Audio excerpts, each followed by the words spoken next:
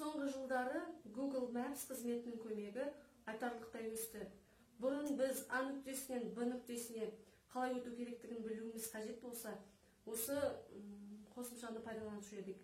Ал қазір бұл қосымша ағылшын тілі сабақтарында пайдалану үшін құнды ресурсқа айналды. Себебі Google Maps, яғни Google карта, және де Street View көше көріністері көмегімен біз оқушыларымызды сыныптан шықпай-ақ әлем бойынша саяхатқа апара аламыз. Және де оның себептері, яғни мақсаттары, бұл өте қызықты.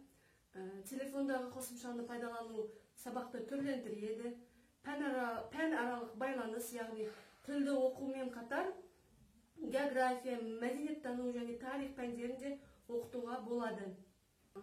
Жазбаша және жобалық тапсырмалар үшін шынайы контекст, және де оқушыларды техникалық сауаттылыққа үйрету. Бұл жерде мен мысал ретінде планшет немесе ноутбук кез келген электронды құрылғыдан кіруге болады. Осы жерден көрсетіп өткім келеді. Google браузеріне кіргенде осы жерде сервистер тұрады. Бұл жерде карта бөліміне кіріп,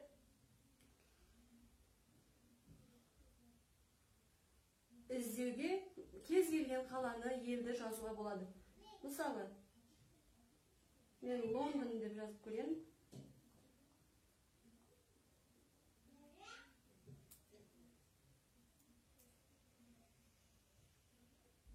Бұл жерде Лондонның жалпы көрінісін картадан көрсетеді.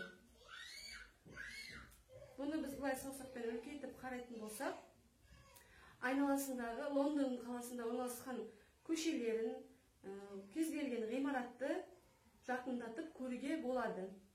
Бүгінгі тақырыбы мысалы Лондондағы ғимараттар немесе Лондондағы ғимараттар туралы тақырып болса, жақындатып кез келген бір, мысалы мен Биг Бен ғимаратына бассам, ол туралы жалпы ақпарат шығады сол жақтан. Ал бұл суретті бассам, дәл сол жерге, сол сәтке алып барады. Ол жерде бізде 360 градусқа айналатын фото сурет шығады. Осы суретті саусақпен айналдыра отырып, біз осы көшеде не бар, жан жағында қандай ғимараттар бар туралы барлық ақпаратты біле аламыз. Және де артқа басып, кез келген басқа қалаға саяхат жасауға болады.